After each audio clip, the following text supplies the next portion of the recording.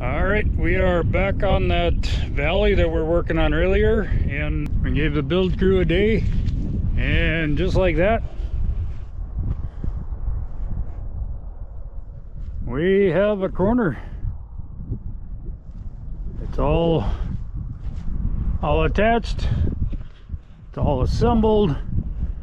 There's a little bit of wiring and plumbing that I need to do, but I knew I would have to do it. This is part of the deal.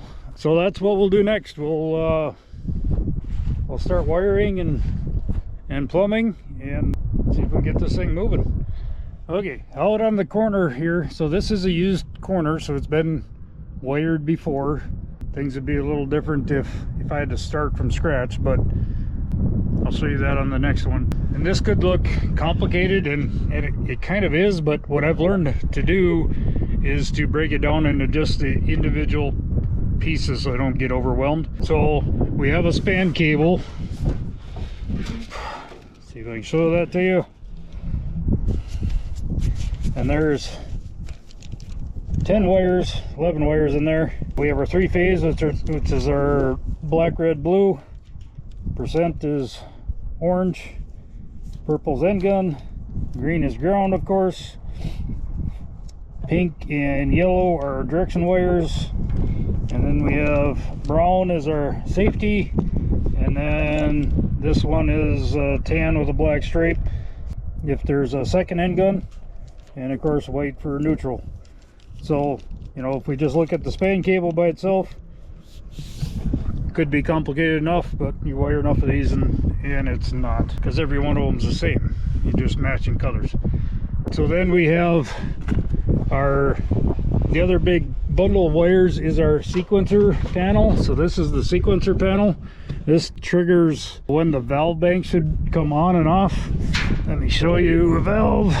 So this is one of the valves. Water pressure goes in here, and it closes and pushes against the diaphragm, which closes the valve internally. When the water pressure goes away, springs back, opens up, lets water out. These are in banks of 4 on a Zematic corner.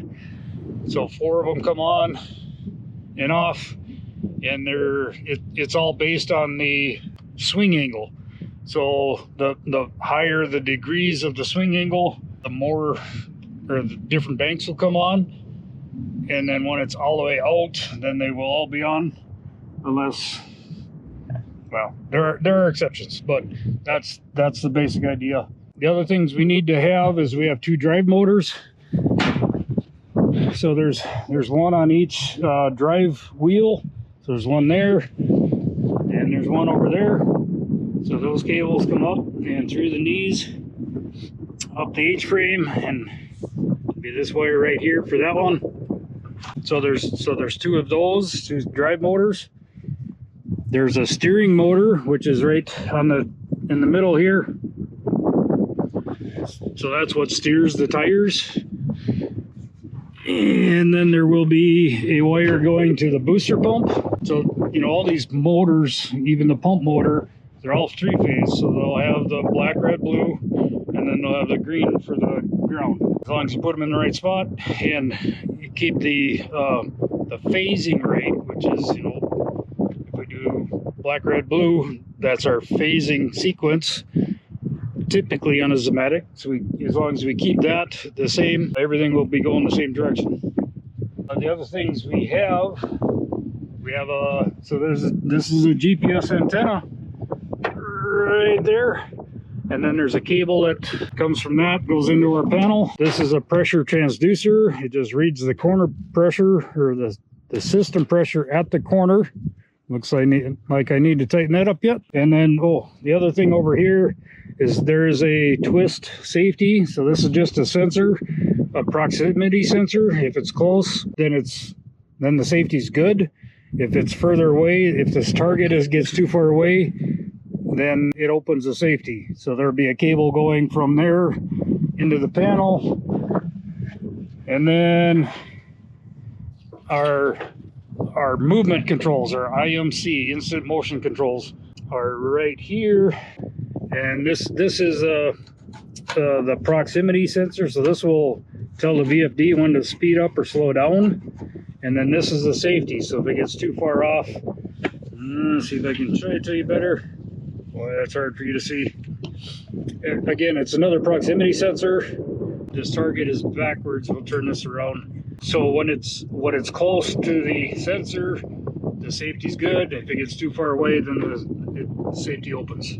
The other thing we need to do is some plumbing for the sequencer, so we get our water from this filter.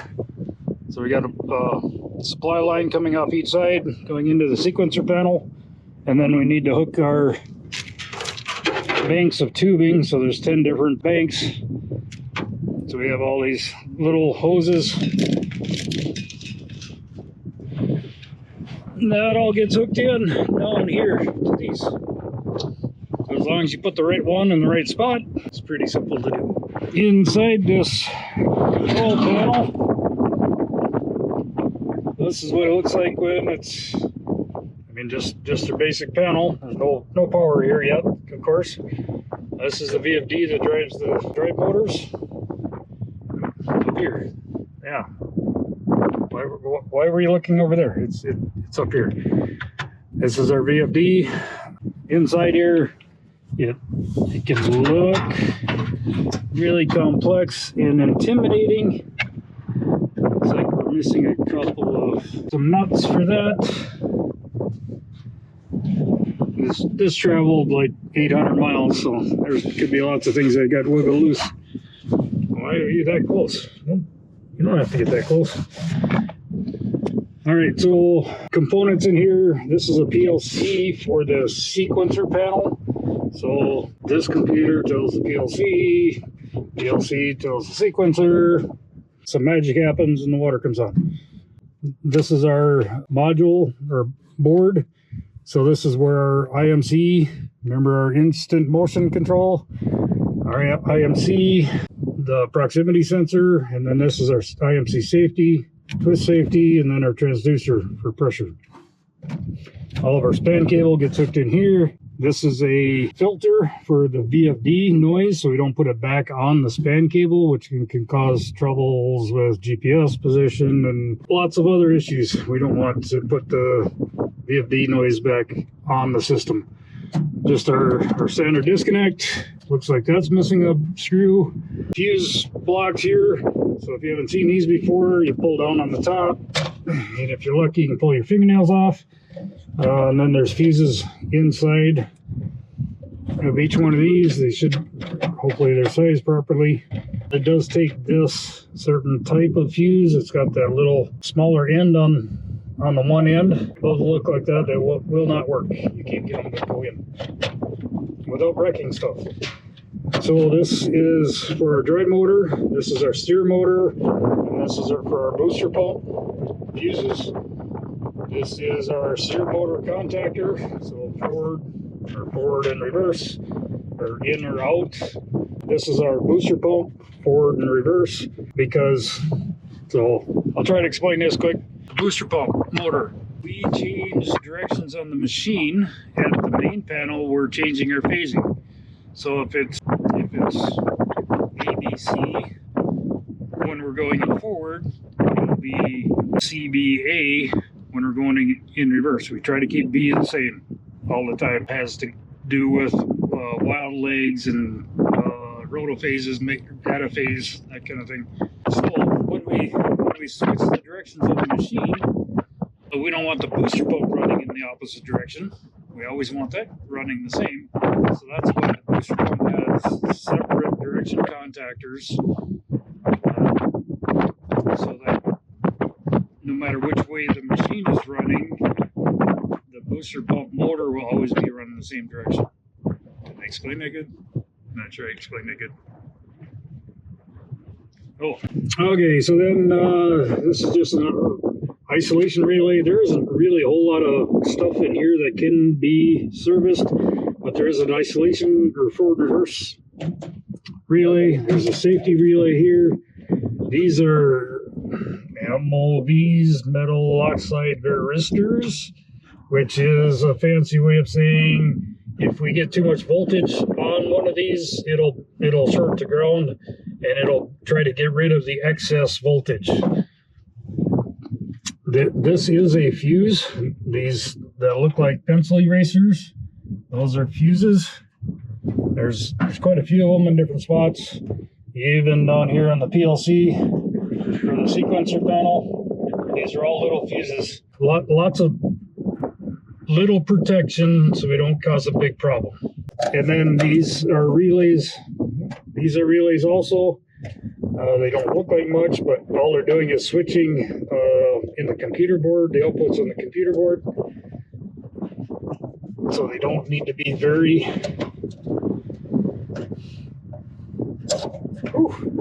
Almost didn't get that back on. They don't need to be very heavy duty because they're not switching a lot of load. So here we have this. If our safety is good, this will be pulled in. If we need to steer, I think this is out or in and out. It doesn't really matter, but those relays, and then I think we have a few spares. I'm not sure exactly what these other relays do. And then up here we have our GPS board. This is probably the most expensive part of this whole system. And then otherwise we just have a comm cable and our main or host board. Over on the door, this is for our display and the keypad. So the keypad goes into this one, and then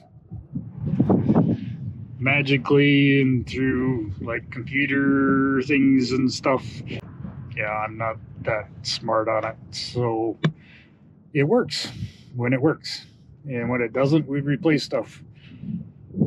It's not repairable. So there, that's kind of a rundown on what all goes on in a corner. Pretty simple, as long as you look at it one function at a time. If you look at the whole thing and you're trying to understand all of it all together, I get lost. So I just try to look at each separate function individually, and with some experience, I've been able to figure these out. And support, help from the experts down at Lindsay. They are very helpful when it comes to troubleshooting these things. All right, well, I'm going to get busy shoving these wires in, make a big mess right in this area here, and then I'm not sure how much more I'll do tonight because it's getting late and it's been a long day already, but we'll see what we can get done. All right, well, I've made a mess of wires. It looks a little different. We have wires all over. Hopefully, by the time I come back, they will have found all the right spots to go. I forgot about this. One other thing that we need is this communications wire.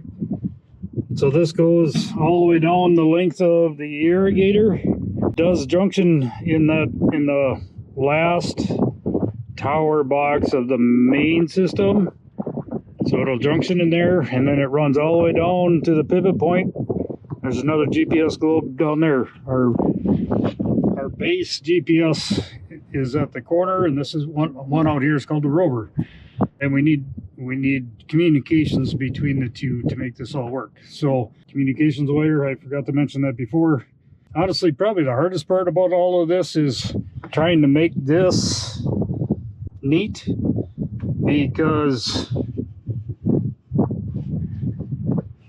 I'm not that neat, and I'm not one of those electricians that have every wire just bent just perfect so everything looks all nice and neat. That's not me. I make things work. I make things so they're tied up, they won't get in the way of everything, but I am not one of those really neat electricians that gets every wire exactly right and bent perfectly. So this mess here will still be a mess when we get done, but it'll be tied up and as best as I can. And basically there'll be just a very few people that will ever be out here and see it.